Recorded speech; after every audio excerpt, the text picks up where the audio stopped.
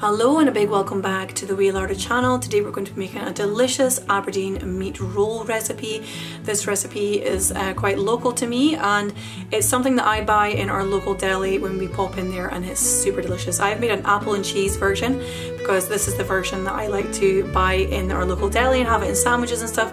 It's a really nice recipe to make in the summer months because you can cool the meat roll down and slice it up and have it with salad or have it in a sandwich. If you're making it in the winter months though, you can just serve it up hot with a selection of seasonal vegetables and greens. It would also work really well in the winter months, but I make it in the summer months because it works well as a salad, and it's also a really good picnic food as well. So let's get started on our delicious Aberdeen meat roll recipe. So to get started, we're going to have a peek at all of the lovely ingredients here. And we're going to add all of our minced beef into our mixing bowl. So we're just going to break it up with a fork. Excuse the blood splatters there.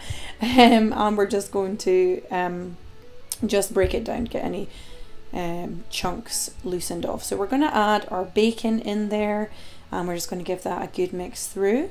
If you don't have streaky bacon, you could just use normal bacon. That is fine. You can cut the fat off if you want to, but I find it adds a good moisture to the roll, so I would keep it on if you want to. Add in your salt and pepper, so just season it to your liking. I've used a good pinch of salt and a good dose of pepper here, freshly ground pepper. And we're going to add in our onion as well, so it's not too finely chopped. You want a little bit of bite about it, or I do anyway. You can chop it finer if you want to. And we're going to add our oats in there as well, and our mustard powder. We're then going to add in our Worcestershire sauce. My gosh, I hope I pronounced that correctly. I'm so terrible at saying that. And we're going to add our egg in there as well. So I am actually just going to get stuck in with my hands in a minute, but you can mix it all through with a spoon if you want to.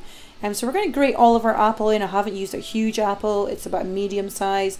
I've just grated it all in there. And we're going to add our cheese in there as well. So this is my favourite version of Aberdeen meat roll. Absolutely love it. You can add whatever else you want in here, different type of cheese, different fruit even. There's all sorts of combinations. I might do some versions in the future. And pop it into a well greased bacon loaf tray, sorry. So we're going to press it down into our loaf tin.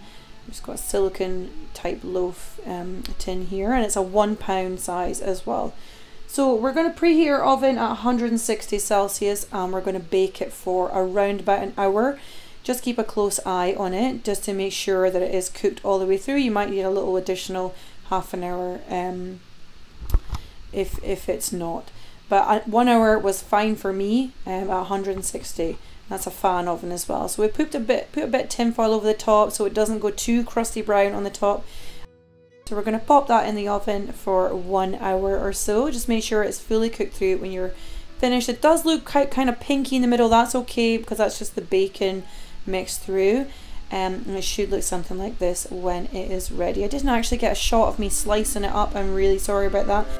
So I hope you enjoyed making your Aberdeen meat roll. As I mentioned, this is my favourite version, the apple and cheese, but you can experiment and use all sorts of things in this recipe. There are so many varieties of this meat roll available in our local deli, and I might make some future recipes with other variations as well. So try it as a picnic food, try it in sandwiches, and you can even try it hot as well. Let me know how you get on in the comments below. And if you're over on Instagram, feel free to share a picture in your stories, and I'll share it over in my stories as well.